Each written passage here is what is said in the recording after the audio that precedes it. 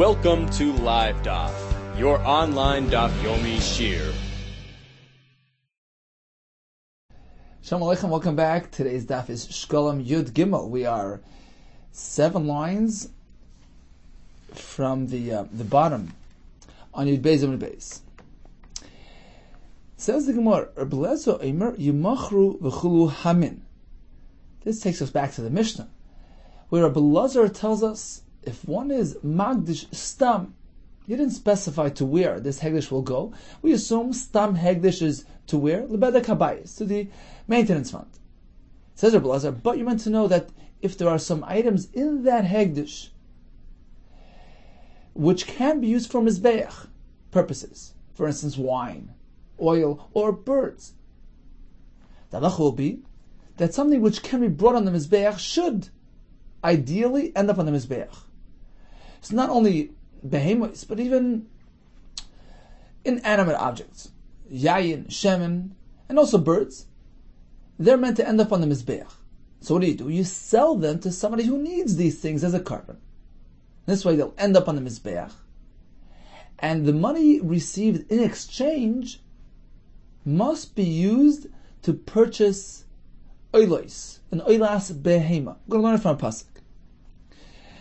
Says the Gemara, Rabavo b'shem Reb Shimon ben Lakish. Talmud de Rabbi Lezer. What's his reason? Why do you have to follow this procedure? The pasuk says, Daber al Arno Banov, Ash Yakriv el Hashem lo'ila. We learn from here a drasha that if you go ahead and you grant your possessions to Hegdish, an unspecified Hegdish, without saying, well, this bird will be for an oila, etc., you just give it away. HaKoil Korev oila. Anything which can potentially be used for Mizbeach use must somehow end up on the Mizbeach as an oila. So again, you take these items, sell them to somebody, take the money and buy an oilas behema. We learned that you buy an oilas behema, which is a zachar, perhaps even birds can qualify. For instance, you can buy a bird as an oila, or can actually take this bird that he was magdish stam lebeda kabayis. Well, instead of selling it to somebody who needs it as an oila, just take this very bird and bring it as an oila. Is that okay? Talmud loymar ba baka.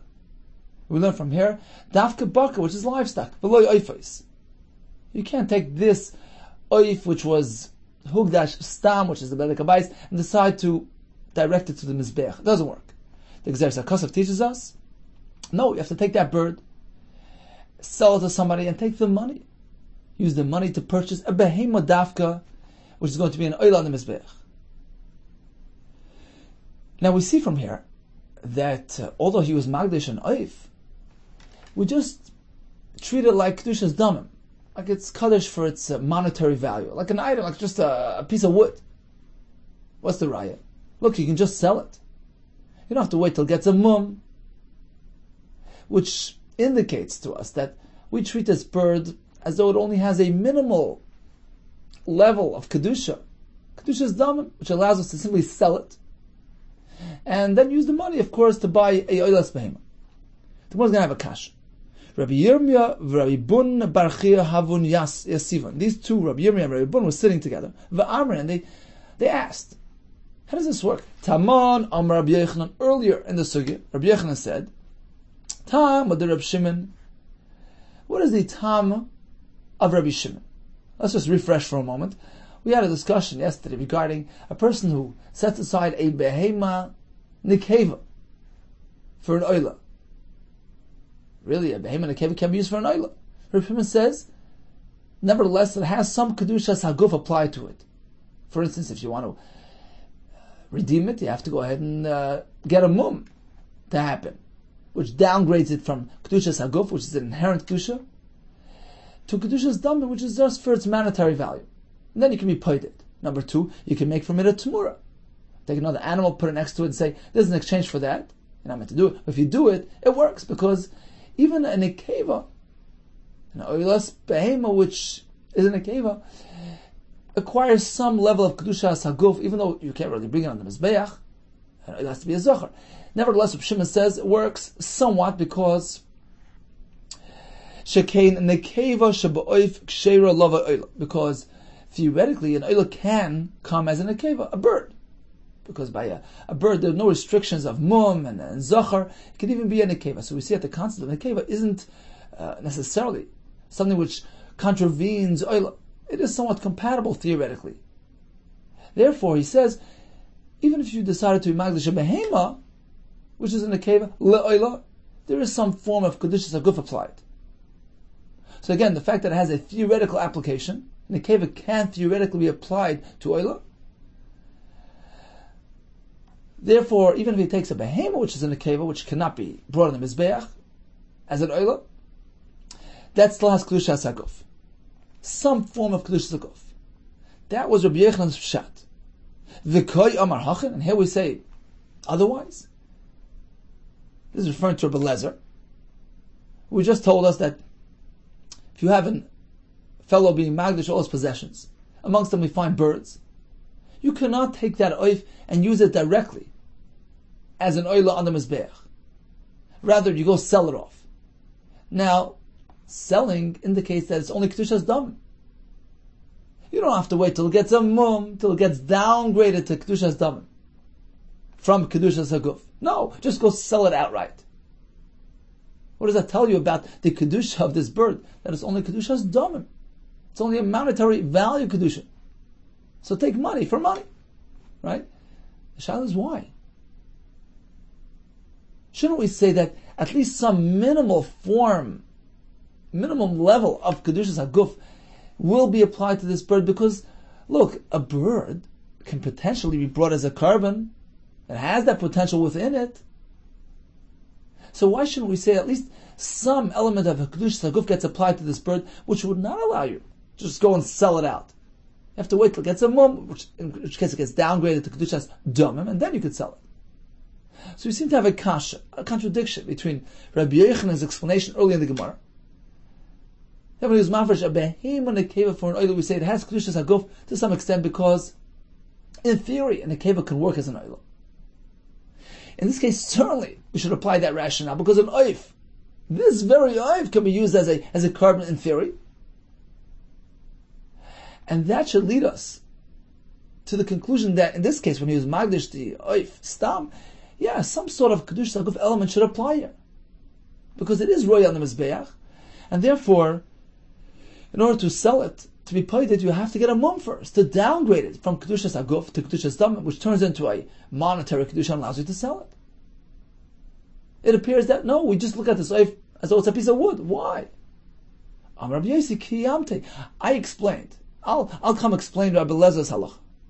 Why is it that the oif is only kedushas damim? Kaha, as we find in the following halacha. The Amar Shmuel b'Shem Rabbi Zira. This is a general halacha. Kol she'ina yichayla likarev.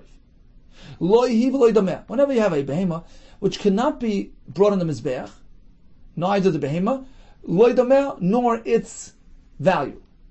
There's no pidyon in this case. Whenever we have such a situation, what does that tell you about the animal? It's completely removed from the concept of kedushas haguf and kedushas mizbeach. Because, number one, the animal itself can't be brought as a carbon, and number two, it doesn't even have pidyon. In that case, the only kedusha it has is monetary kedusha. Hegdish damim, for its value. It doesn't relate to the mizbeach, because he can't be brought, his substitute can't be brought on the mizbeach. Apparently, there's only hegdish damim. It's like a piece of wood. Based on that formula, we can understand our sugya. Va'at amars yos, and you spoke correctly. This halacha of Rabbi Lezer, that this bird is only kedushas damim, that's true and correct. Why? Because it falls into this category. La krivo einat yachal, because you can't take that oif and be makrivit. We just said a pasuk, a bakar. You can't take this oif that was granted to the mizbeach within the larger context of a hegdish stam. You can't take that bird and just bring it as an oil. You have to first sell it, use the money to buy a behemoth. So this thing in itself is not roif hakrama. That's number one, off the table. Right, that was the miyut. You can't do that. Nor can you redeem it. You can't bring something in lieu of this bird. Why? Shein lo pidyon. This is a Gemara in Menachos, when I'm from Pasuk. You can't be paid that bird. There's no pidyon. So what does that tell you about the oif? And it doesn't relate to Kedushas Mizbeach. It has no shaykhs to the Mizbeach. He can't be brought as a carbon. His substitute can be brought as a carbon. L'fum kain tzarich meimar. That's what leads us to say, like Kachal Kedushas Damim. That only Kedusha it has is Kedushas Damim. So the question was, this oif should have some aspect of Kedushas Aguf. The answer is no, absolutely not, because he can't be brought on the Mizbeach. His substitute can't be brought on the Mizbeach. So all it has is monetary Kedusha. It's as though it's a piece of wood. Feel free to sell it. Get money in exchange. And of course, that money you'll use to buy a oif, a oilas behemoth. Now you may ask the following shayla. We say the oif doesn't have pidyon. We can just sell it and get money for it. Isn't that pidyon? What's the difference between selling and receiving money in exchange and redeeming it? Is there any difference between the two things? The answer is yes.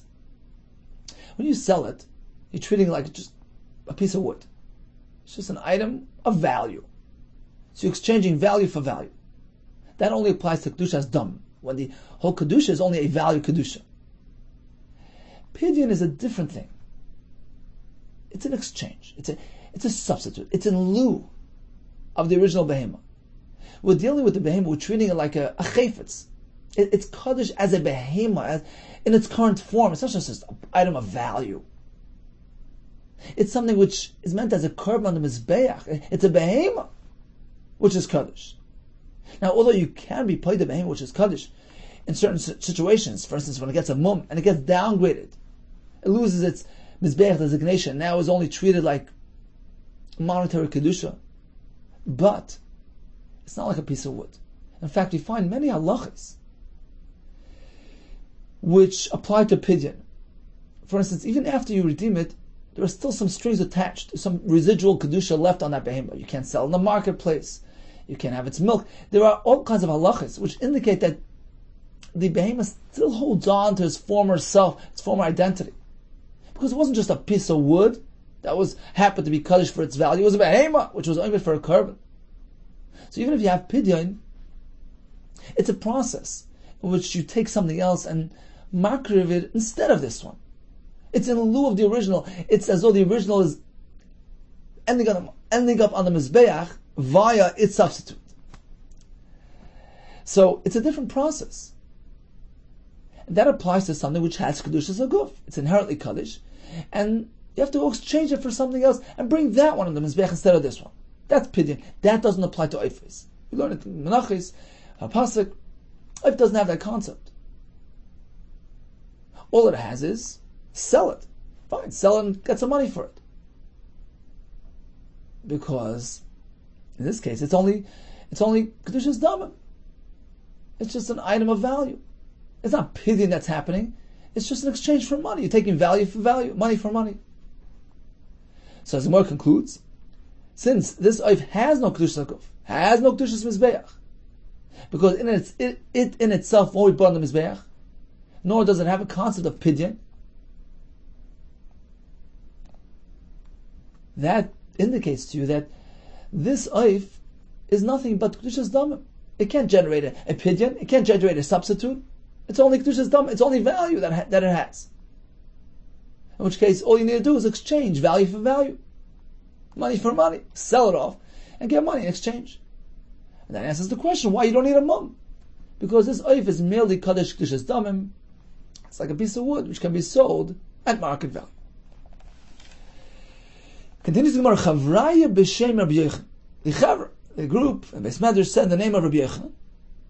And Rav Ivei Bar Nagri also said the following thing.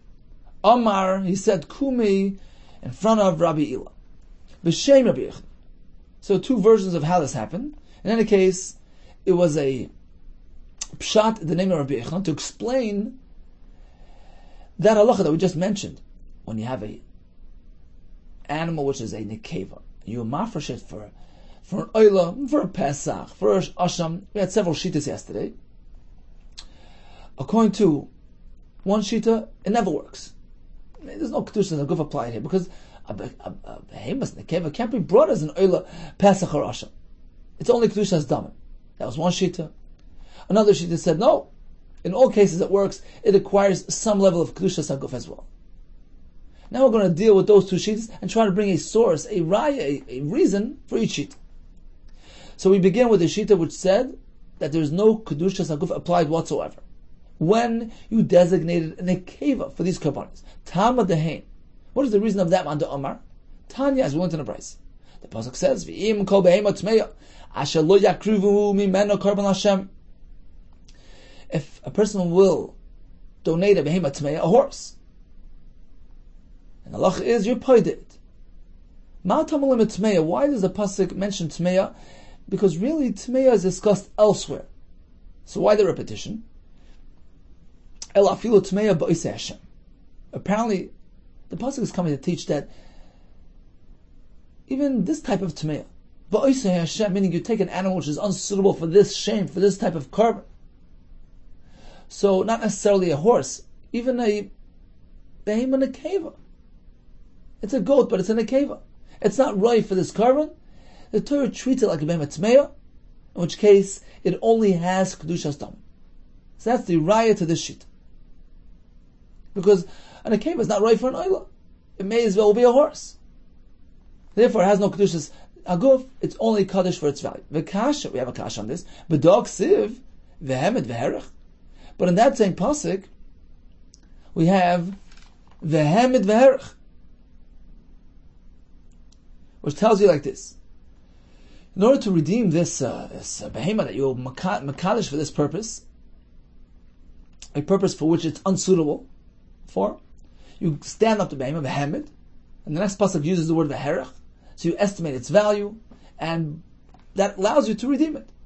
Now we know for a fact that this concept of getting the animal up, looking at it in that way, and evaluating it, only applies to when the korban has kedushas haguf. It's inherently kaddish. It's a behema. So you have to stand it up, take a look at it, treat it like a behema. But when it's only kedushas damim, such as in this case, that it's an akeva lo'ila, unsuitable, it's like a behema tmeya, it's only a kaddish like a chayfetz, like a piece of wood, then what's the point of getting it up and looking at it? That halacha doesn't apply in this case. It's not kaddish as a behema, it's kaddish as a piece of wood, a piece of item of value.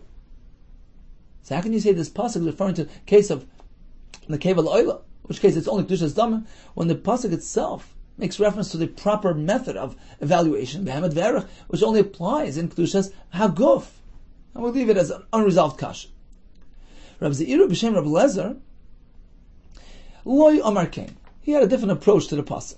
He actually used this pasuk as a raya to the other shita, which says, if he's mafish nekeva to an oila, Pesach or Asham, it has an element of the kedushas haguf in it.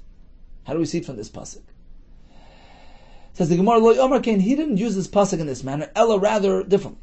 Pasuk says, V'im kol be'ema tmeya asher lo yakrivu mimeno korban Hashem. If a person will be magdish this type of be'ema tmeya, then you paid it. It has no kedushas haguf. Now, why does the pasuk add the word korban Hashem? It could have said, Asher lo yakrivu mimeno Hashem. The added word is coming to teach us. Kol she'ena roi likarev. It's only referring to something which is not roi fa'akrava at all, loy kana v'loy b'makam acher, not here nor anywhere else. It's a horse.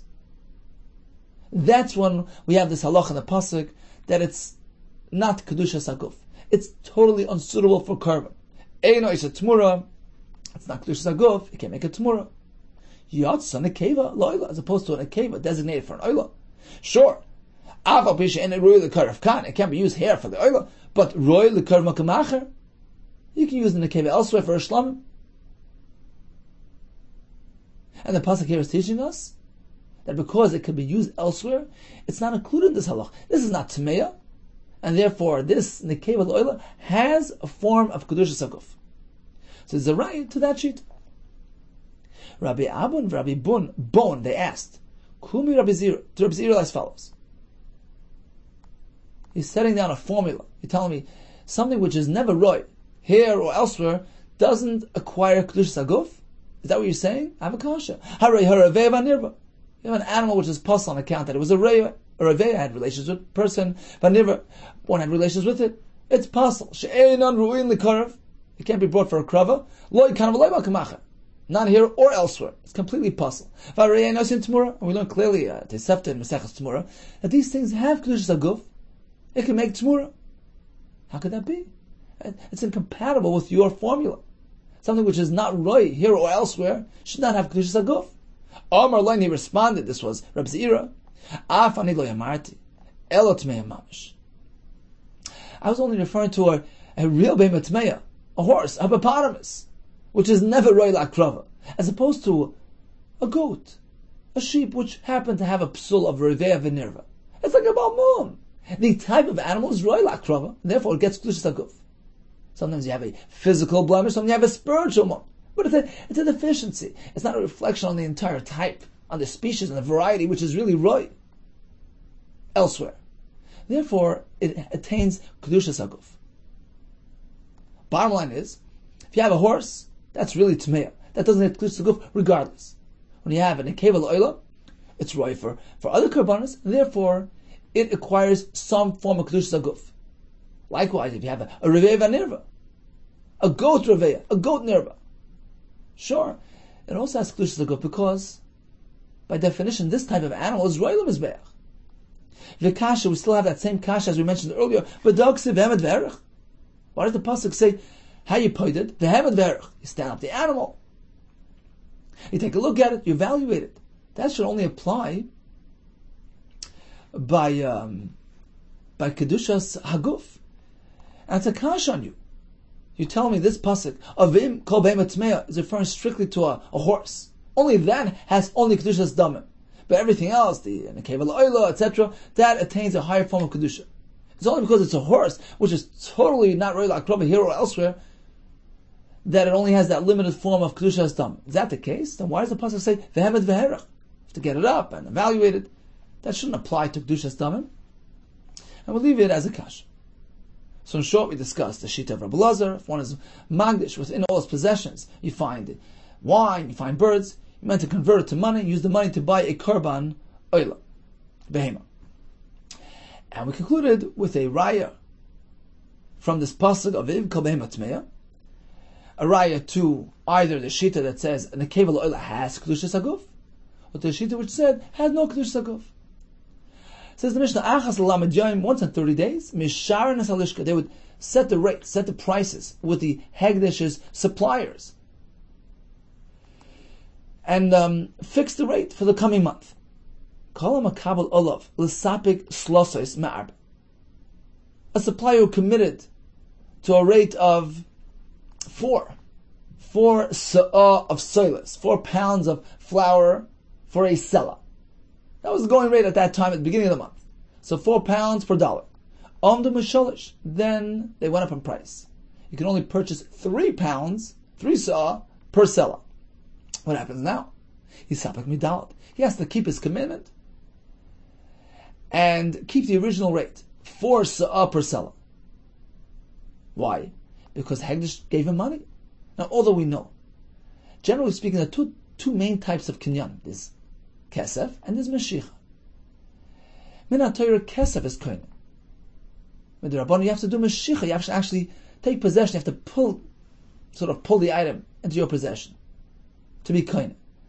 But here we're going to learn in our Mishnah that when it comes to Hegdish, we always follow the route that benefits them the most. The pasuk says, "V'nasan hakesef v'kamlei," which teaches us that by Hegdish, kesef is certainly koine. By a non-Hegdish entity, we have a machlekes Gemara. I think Matzia speaks about it. But when it comes to Hegdish, certainly kesef is koine. So in this case, they have a full right to demand the better rate, because when they handed over the money to the supplier, the going rate was 4 pounds per selah. So even though the rate changed mid-month, he has to keep to his commitment. The same thing in the reverse. Mishalish. At the outset, they set a rate of 3 sa'ah per selah. So it was expensive. They committed to that rate. They gave him money. V'amda midal. And then the price dropped. It's now selling 4 sa'ah per selah. He's Safek Midal. He has to increase. Why? Shiyad Hegdish Halagyoina. Hegdish always has the upper hand. Meaning, in this case, we'll say, well, They hadn't yet done Mashiach. They hadn't taken delivery of the soilus by the time the price dropped. And therefore we follow the halacha that until Mashiach happens, they're not really fully committed. Meaning, Hegdish can't be worse than a Hedjit. Just as by an Hedjit, an ordinary person, Mashiach sets the rate. Mashiach determines the kinyan. Here as well, they can opt for Mashiach to determine their kinyan. So they can have it both ways. Whatever gains and benefits Hegdish, that's what we follow. If the monetary commitment is what benefits them, meaning, if at the point of giving over the money, the price was low, then they get that commitment. Because by Hegdish, Kesef is Koine. But if the price drops afterwards, before they did the Mashiach, then we say, well, until Mashiach, the transaction hadn't really been confirmed and completed. Because Hegdish can't be worse than a Hedjit. And if by a Hedjit, we follow Mashiach by Hegdish as well, Yad, Hegdish, Al Yan. They always get the upper hand, the better deal. Not only that, it seems like even after he delivered, if the soilus got wormy, it's his responsibility. He has to look after his supplies. He has to, first of all, give them high quality supplies. Number 2, package them properly. Number 3, store it properly. We want somebody to look after it. Therefore, we place it in his hands. It's his responsibility to look after the safety and the quality of his supplies. If the wine went sour, it's his loss. The money is not really committed to him until the Mizbech received these supplies, meaning until Hakrava, the deal is still somewhat pending. The money that he has isn't really his until he sees the final results of his deal. The product was actually brought in the Mizbech, successfully. Tani, we learned in the Brayse of Shimon, who disagrees. Miyad hoyim mekabelas ma'asein. As soon as they receive their money, it's theirs. Kahanim's reason, we assume, we hope the Kahanim are diligent. They'll take care of the items. They'll make sure there's no it's stored properly. There won't be any worms and any souring of the wine. And therefore, rest assured, let him have his money. A deal has been completed. Hadron loch perikatrum. Says the Mishnah, Eluhein hamamunim shoyu b'mikdash. The following is going to be a list of all the mamunim, all the caretakers, who served in various positions, took care of various things in the Beis HaMikdash. We're going to have a list of 15 names. Yoichnam and Pinchas, he was in charge of alachos samis, stamps, which will be elaborated on a bit later in the Masechta. Stamps, receipts. Achia al Nasachim. He was in charge of Nasachim materials, the wine, the flour. Matya ben Shmuel al Piyases. He took care of the lotteries amongst the Kohanim to choose who's going to take care of the karbanis. Pesachia al Hakinin. He took care of the bird karbanis. Pesachia zeu Mordechai. That's Mordechai HaTzadik in time of Mordechai Esther and Achashverosh. V'lo menikra shpoi Pesachia. Why was he called Pesachia? On account of his intellectual abilities. Shoya Pesach Dvarim V'Darsham. He had the ability to decipher cryptic things. He actually was familiar with 70 languages. So they needed this fellow, this Shimon, this Mordechai Tzaddik, who was so smart to take care of the kinim, the birds which were brought by various people. They used to deposit money in the Beis HaMikdash, and the Kohen would purchase bird. He needs somebody that was in tune with, had a knack for knowing all the halachis, all the mathematical equations involved in mix-ups of birds, as we learned in Maseches Kinim, a very complicated Masechta, describing all kinds of different complex situations that may arise in the bird scene in the Beis HaMikdash. So Pesach was in charge of that. Ben Achya, he was the in-house physician. Al Choyle Mi'ayim, he took care of the stomach ailments of the Kehanim. Nechunya, he was Chayfer Shich, and he would dig the wells, the water holes, to supply the Oile Regel with water. Givini, he was a chorus. He would call out, he would wake up the Kehanim at the beginning of the day. Ben Gever, Al Nila Sha'arim, he would take care of the unlocking of the doors, the gates of the Beis HaMikdash. Ben Beivoy, he was Memun al Pakir, he would be in charge of the wicks used for the menorah. Some say Pakir was the lashes. If they found one of the guards sleeping, they would hit him. And he was the caretaker of that. Ben Arza ala tzaltzal. He was the orchestra conductor. Tzaltzal is the cymbals. So he would take care of that. Hugris ben Levi ala shir. He was the choir conductor. Beis Garmu. This family took care of the Almas Lechem Aponim. They were the Lechem Aponim experts. Beis Aftinos Almas Akteris. They were the Torah specialists. They actually knew about the hidden ingredient Mala Oshana, which they didn't reveal to anybody. So this was their domain. Velazar ala Parechis. He took care of taking care of the curtains. Pinchas Hamalbish. He was the wardrobe caretaker. He was the clothier. Now the obvious kasha is, we have 15 names. Beis Hamikdash, second Beis Hamikdash stood for 420 years. They were in charge throughout the entire reign of the Beis Hamikdash. The Gemara will seek to answer this kasha. Rab Chizkiah, Amar Rab Simon, he had one approach. Rabban had a different approach. Chad Amar, one of these two said, Kisheri der v'doir, the best ones, the tzaddikim of all the generations, Ba'alim Nesalein, the Tana will list for us. Meaning, of course, there were many caretakers throughout the years of the Beis Hamikdash's standing, but the Mishnah chose to make reference to the most righteous fellows. So, for instance, Yochanan and Pinchas, the first one, who was the Chaysamais manager, he apparently was the biggest tzaddik amongst all the Chaysamais managers throughout the Beis Hamikdash's reign, and so on and so forth. That's one approach. The other one explained as follows: Mishahayu ba'isei dur, mana mashabadur. The Tana simply made reference to all those who filled these roles in that generations, in that dur. So you're simply referencing the current situation. Continues the Gemara. The first approach that maintains all these were the most highly regarded individuals. Bolimnis, that's what he's coming to count and to list.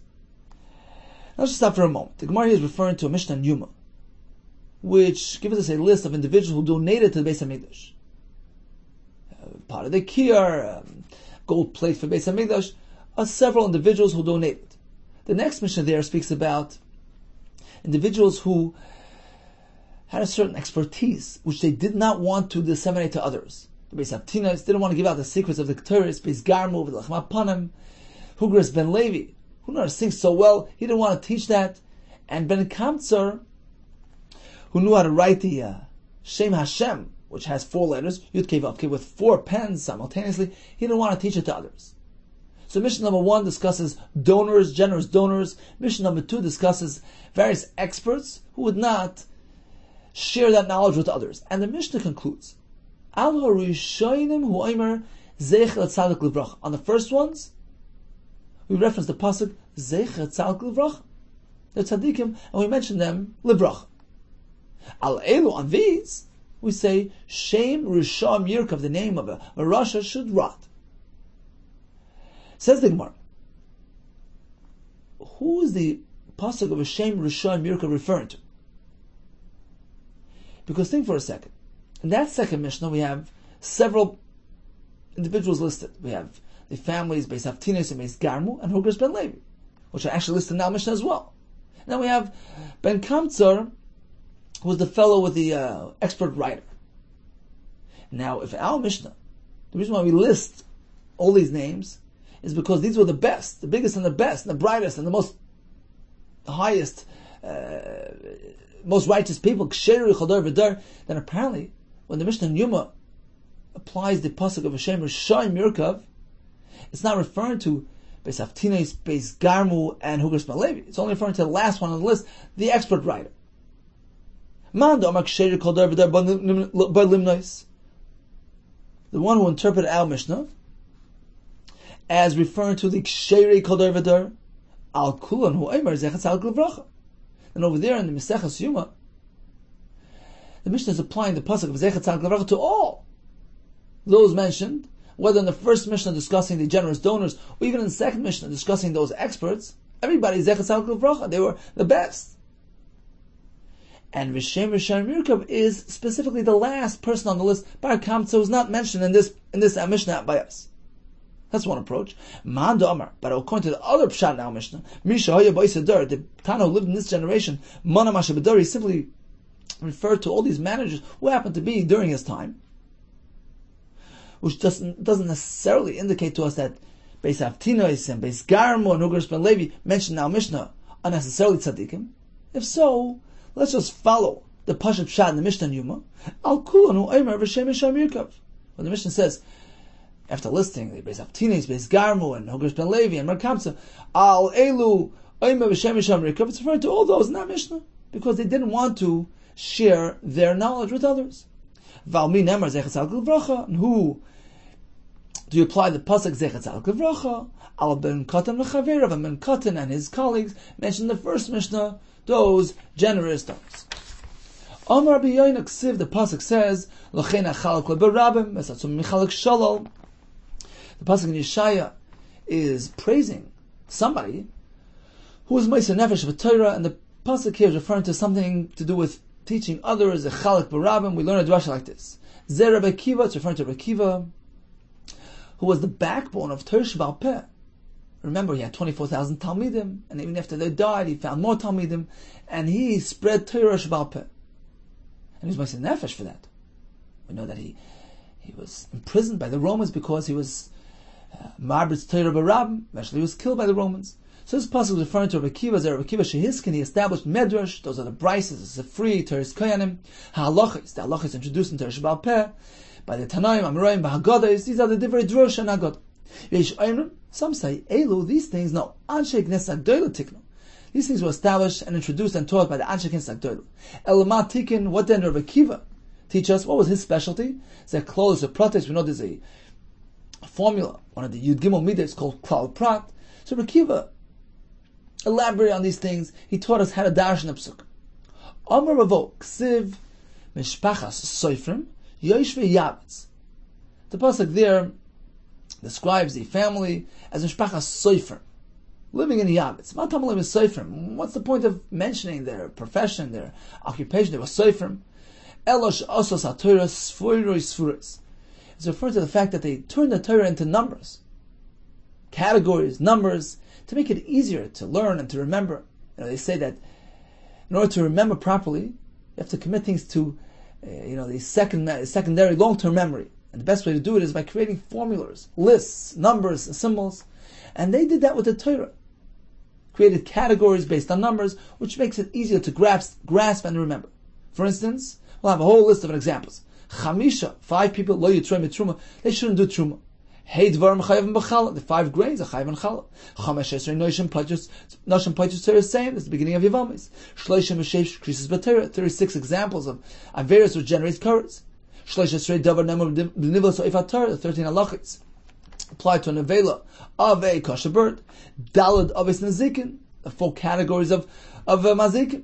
Avis malachis arbaim chasar achas, finally 39 avis malachis. So good we have number attached to these things. This way we remember it. And this was done by this mishpacha, and they're praised for doing so. Omar Rabbi Eliezer Ksiv Ezra HaKohen HaSofer. The pasuk speaks about Ezra HaKohen, who was a sofer, a scribe, but then the Torah continues with another reference to the word sofer. He was Ezra HaSofer, sofer divrei mitzvah Hashem. Why the repetition? Matamulim is sofer, Ella Kishem Sheh Sofer b'divrei Torah, just as he was an expert in Masorah and counting every letter that we have in the Torah to make sure it's exact. Kacha Yesofer b'divrei Chachamim. Just as he was a counter when it came to Torah Shebeksav, he was also a counter when it came to Divrei Chacham Torah Shebal Peh. He would count the halachos, categorize them, string them together. He was very exact in the way he learned and gave over Torah. Rav Chagai b'Shem Rav Shmuel Rav Nachman, he said like this: Harishonim, the earlier generations, they try to make it easier for us. They took apart the Torah, they elaborated on it, they explained it so that we can understand it better. I'm going to have a list of 15 steps involved in the process of producing bread. And it's going to be an analogy to Torah. Just as bread feeds a person's guf, Torah feeds our neshama. And the earlier generations, the Rishonim, they sought to make it easier for us. They explained, they elaborated. They applied all forms of elaboration and explanation to Torah so we can understand it better. Harishonim charshu, they plowed v'zor and they sowed. Nikshu, they weeded. The kischu, they cut off the weeds. Adru, they dug around the trees. Katru, they harvested. Omru, they bundled. Dashru, they threshed. Zoru, they winnowed. Baru, they separated the pebbles from the grain. Tachnu, they ground. They rekidu, they sifted. Lashu, they kneaded. Kitvu, they formed a dough. Va'afu, and they baked. Va'hanu, after all that effort, look what we have from it. Va'anu ein lanu ma'alecha, we can't even eat. We don't have the ability to truly appreciate what they did for us. We don't really comprehend Torah the way it's meant to be. We have Yerushalmi, we have Karban Eda, Rivan, Tachan Chadim, Shelio. It doesn't go in. So, don't take it too hard. It's a generational thing. We don't have the same ability, same capacity as they had. Rab Abba Bar Zmina, send the name of Hashem Rab Zira. He applied another analogy. The contrast, the gap between them and us. In Havon Kadmon Malacha, if you wish to equate the ones in the earlier generations, to Malachim, they were such highly regarded people on the level of Malachim. If that's how you refer to them, then how do we refer to ourselves? Anan b'nei Enosh. Then we're like people, like human beings. V'in havan b'nei Enosh. If you want to refer to them as people, Anan chamar, then you have to refer to ourselves as donkeys. That's the contrast between them and us. So we have Yeridas Hadoros, generations degenerated, our capacity is diminished, we have limited intellectual and emotional capacity, but not to worry, we have ample opportunity to grow in Avodas Hashem. But if it goes hard and we can't reach the same capacity, same potential, don't take it personally, it's a generational thing. Amar Abmana, he added another point. Bahi Shata, that time when they said that analogy, comparing us to the future generations, and comparing ourselves to donkeys, Bahi Shata Amar, they added the following statement. We compare ourselves to donkeys? What type of donkey? A low-level donkey. Afilu kachamarte, the Rabbi Pinchas ben Yair, loy idminan. We don't even compare to the Rabbi Pinchas ben Yair's donkey. That was a high-level donkey. We don't even compare to that. We're donkeys, but low-level donkeys. What happened there? Says the Gemara, Chamarti, the Rabbi Pinchas ben Yair, he was a special donkey. So his donkey was stolen. Ganvata listoy balai. At night, some listim came along, some robbers stole his donkey. Avdas tmir gaboin. It was hidden by them for 3 days. Veloy tamaklum. The donkey refused to eat anything. It was on a hunger strike. Basat and after 3 days, imlichon machzarta. They decided to return it. Amri, they said, pkidim and hacha. Get it out of here. Loy temas gaban, so it shouldn't die by us. We'll be stuck with a dead donkey. Pkuna, they let it go. Azlas. The donkey went. V'kamasla. And positioned herself altara demora by the doorway of her master. So she went back home to her Pinchas ben Yair. Sharius Menahekes, she began to groan. She was hungry. Armor line, her Pinchas turned to his servants. Paschoin lahada lufta. Open up for this poor donkey. The islat lasyoim la tamaklum. It's already 3 days. She hadn't eaten anything. Paschala, so they opened the door for her. Va'alasla, she came in. Armor line, he turned to his helpers. Yavalo klum teichel, give her something to eat. Yavan kumas sa'irin.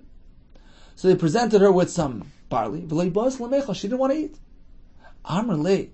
So he came back to her Pinchas. Rabbi, v'lei bas lamecha, she doesn't want to eat. Armor line, so he asked them, do you fix up the food? Is it free of any impurities? Did they take out the pebbles? Armor lay in. So they said, sure, we did that. Armor line. So he asked them, Varimton Demaya? Did you take away the maser? Did you separate Trumas and maser? Varimton Demaya? You know that produce bought from Ma'aretz is Demai, and we have to treat it as such. We have to separate Truma and maser. You can't eat Demai.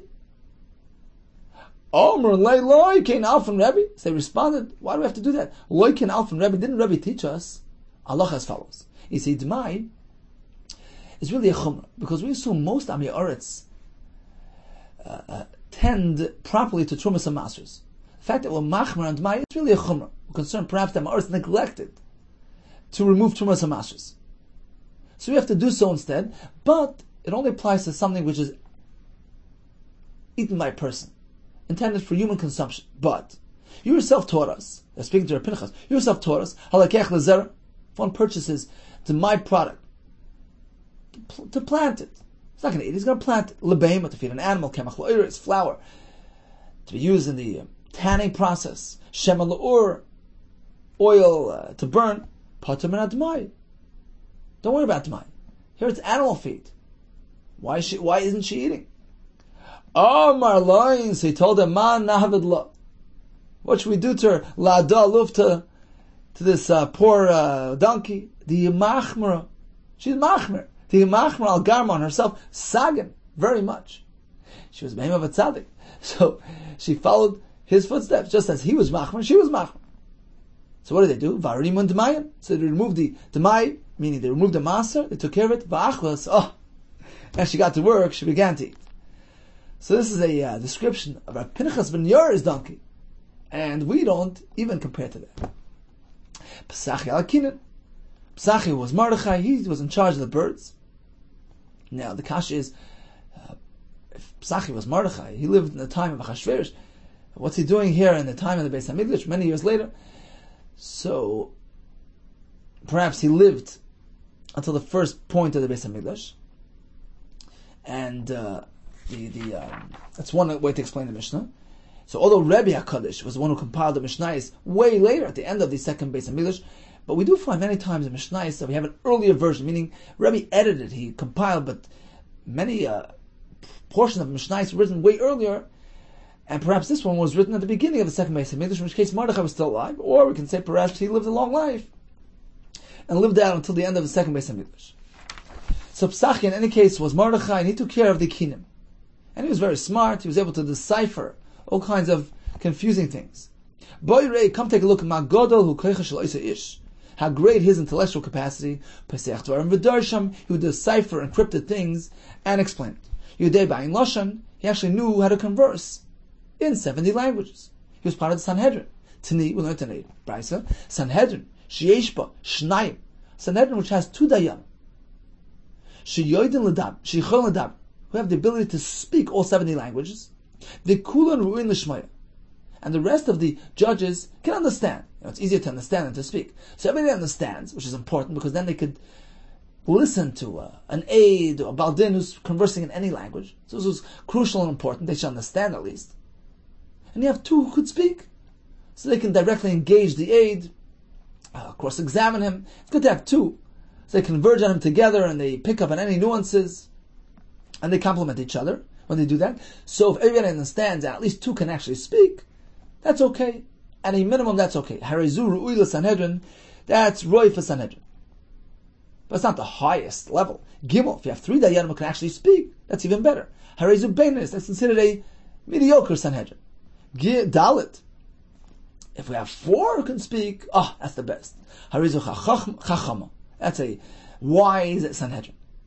Ubiyavna, in fact, in Yavna we had that. Hoyu Badal, there were 4 dayanim who could speak 70 languages, Ben Azai, Ben Zoyma, Ben Chachinai, Rav Lezer, Ben Masya.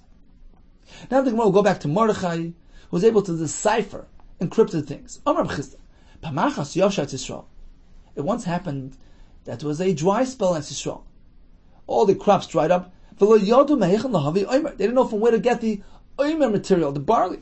There was an ilam, a mute fellow there, who seemed to know something more than the others. Apparently he was illiterate, he couldn't write and express himself.